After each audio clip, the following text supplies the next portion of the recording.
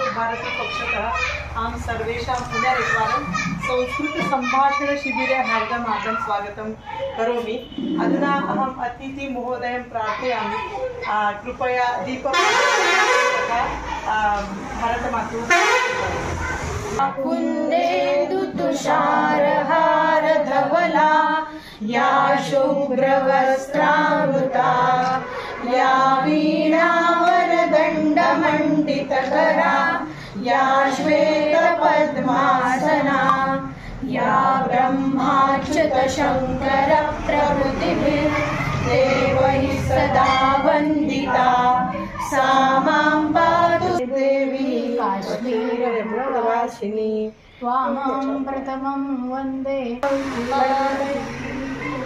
ब्रह्मराजर्षिरत्नाढ्यां वन्दे भारतमातरं वन्दे। आणि तिथे लगेच हेच आहे इकडे सर इकडे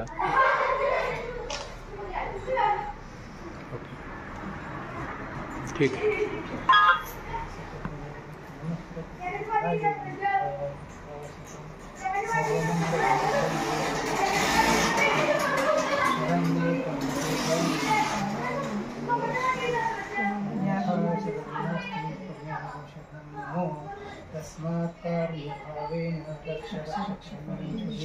भारत माता की जय। महोदयः 40 वर्षाणि सातारा आयुर्वेद महाविद्यालये प्रोफेसर् रूपेण कार्यं कृतवान्। ततः एव सः निवृत्तः अपि अस्ति। अधुना सः संस्कृतविद्यार्थिनां कृते संस्कृतवेदाः तथा च संस्कृतस्य अभ्यासं सरलं कृत्वा तेषां पाठयति। अधुना मी मुद्दाम आपल्या सगळ्यांसाठी आपल्या मातृभाषेत तरी बोलत असतो। तरी आपली मातृभाषा म्हणजे तरी काय? आम्हाला आमच्या आईने शिकवलेली भाषा म्हणजे मातृभाषा असं लोक साधारण म्हणतात आणि ते खरं आहे। प्रत्येक मुलगा पहिल्यांदा जी भाषा शिकतो ती घरातच शिकतो आणि ती शिकवणारी त्याची माताच असते। तशी आपली भारत माता जी आज आपण वेदकालापासून तिचा उल्लेख करतो, ती त्या काळात भाषा बोलली जात होती ती संस्कृत आणि आज आपण शिकतो ते संस्कृत। यांच्यामध्ये जरी फरक असला तरी बोली भाषा मात्र कधी बदलत नाही। कारण बोली भाषा ही कशी असते तर दोन व्यक्तींमधला संवाद असतो। कित्येक वेळेला न बोलता देखील ती भाषा एकमेकांना समजू शकते। मग बोलून तर काय समजणार नाही। तेव्हा अशा पद्धतीने जी भाषा आपल्याला अपरिचित आहे, काय ते कठीण आहे असं वाटणारी जुनी आहे, त्याला काय शिकून करायचं आहे, आज तर सगळं जग इंग्लिशमध्येच बोलतं आहे। सगळे विद्यार्थी शिकतात कशात? इंग्लिशमधनं शिकतात। तुमचा मुलगा काय करतो? इंग्लिश मिडियमला आहे असं अगदी गौरवाने लोक सांगतात। पण आमचा मुलगा संस्कृत शिकतो असं म्हणताना काही लोकांना लाज वाटायला लागली। का वाटायला लागली? तर आम्ही आमच्या घरापासून बाहेर जगातच जास्त वावरायला लागलो, घराकडे दुर्लक्ष करायला लागलो आणि त्यामुळे जसं आपलं घराकडे दुर्लक्ष झालं की मुलं बिघडतात, तशी आमची संस्कृतकडं बघण्याची दृष्टीच बिघडली आणि ही बिघडलेली दृष्टी पुन्हा सगळ्यांना समजावी अशा दृष्टीने ह्या ठिकाणी संस्कार हे वेद संस्कृत हा जो प्रचार करणारा भारतीय जनसंघाचा असे म्हणत नाही मी, परंतु ह्या शाखेने घेतलेला एक उपक्रम सुंदर उपक्रम आहे। याच्यामध्ये आपल्याला संस्कृत कसं बोलायचं, कारण बोलीभाषा खूप वेगळी असते। पण मराठी तरी कुठे एकसारखी आहे? कोल्हापूरची भाषा वेगळी, पुण्याची वेगळी, वराडीत गेली तर भाषा वेगळी आणि कोकणी भाषा वेगळी। आम्ही सगळ्याला मराठीच म्हणतो की नाही? मग त्या सगळ्यांच्या मधल्या बोलीभाषेतली जी भाषा आहे त्याला व्याकरण कितपत आहे? भाषा शिकताना लहान मुलं व्याकरण शिकून भाषा शिकली का भाषा शिकता व्याकरण शिकली? म्हणून सुरुवातीला काय झालं? सुरुवातीला भाषाच होती आणि ही भाषा आणि तिचा परिचय करून देण्यासाठी आज ह्या ठिकाणी या सर्व लोकांनी प्रयत्नपूर्वक संस्कृत संवाद कसा साधायचा याचं मार्गदर्शन करण्यासाठी आपल्याला एक 10 दिवसाचा छोटासा उपक्रम या ठिकाणी जो आयोजित केला आहे। या सगळ्याचा फायदा घेऊन रोज तुम्ही संस्कृतमध्ये बोला असं नाही। आम्हाला काही वेळा काय वाटतं माहिती आहे का?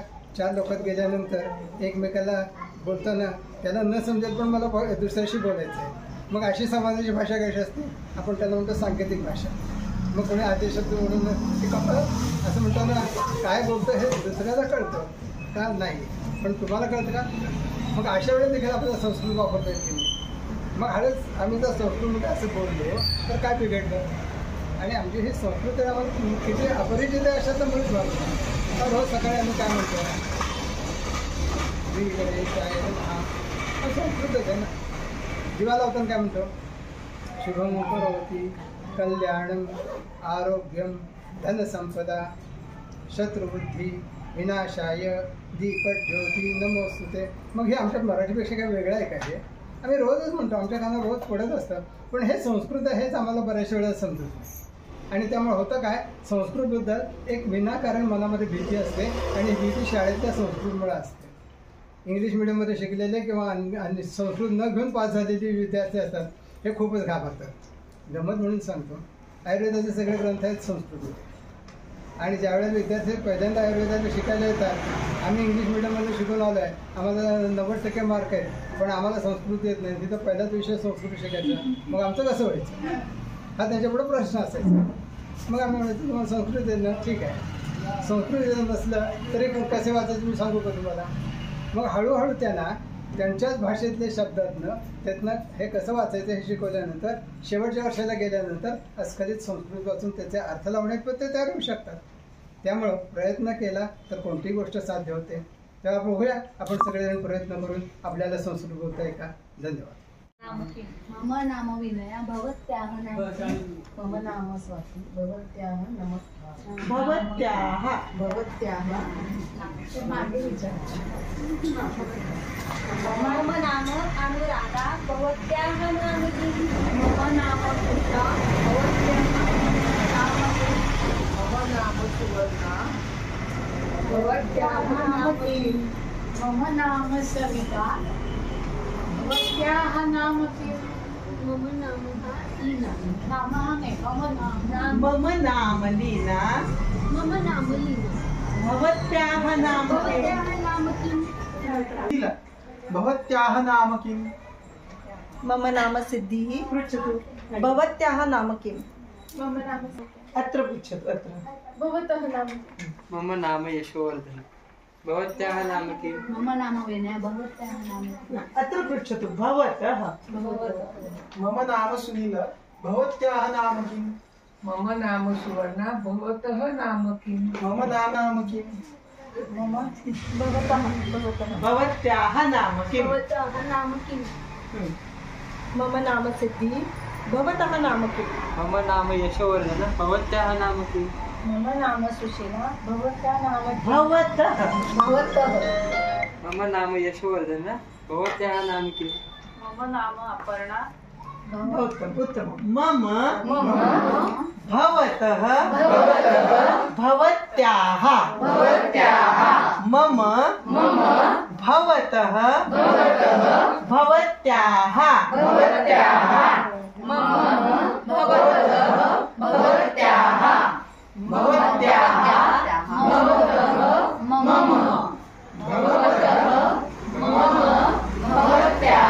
उत्तमम्. धनः. सः यशोवर्धनः. कः यशोवर्धनः? सः यशोवर्धनः. कः यशोवर्धनः? सः यशोवर्धनः. ईश्वरः. सः ईश्वरः. कः यशोवर्धनः? सः यशोवर्धनः. कः सुनीलः? सः सुनीलः. सः सुनीलः. सः सुनीलः. कः यशोवर्धनः? सः यशोवर्धनः.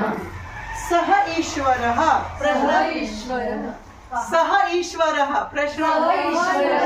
कः ईश्वरः? सम्यक्. यशोवर्धनः. कः यशोवर्धनः? सः यशोवर्धनः. सः ईश्वरः. सः ईश्वरः. प्रश्नः.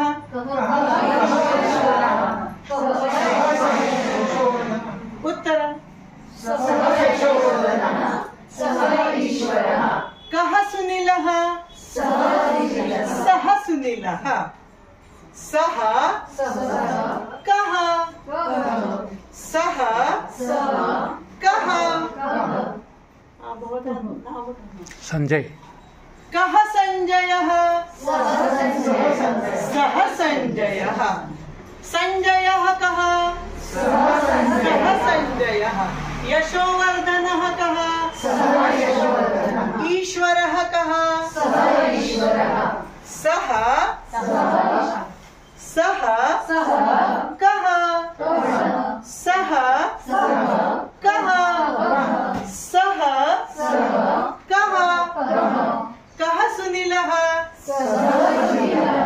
कः संजयः सः संजयः कः यशोवर्धनः सः ईश्वरः सः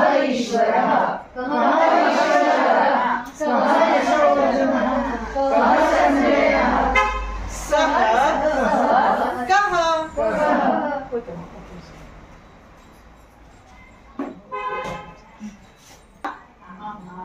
सा सानिका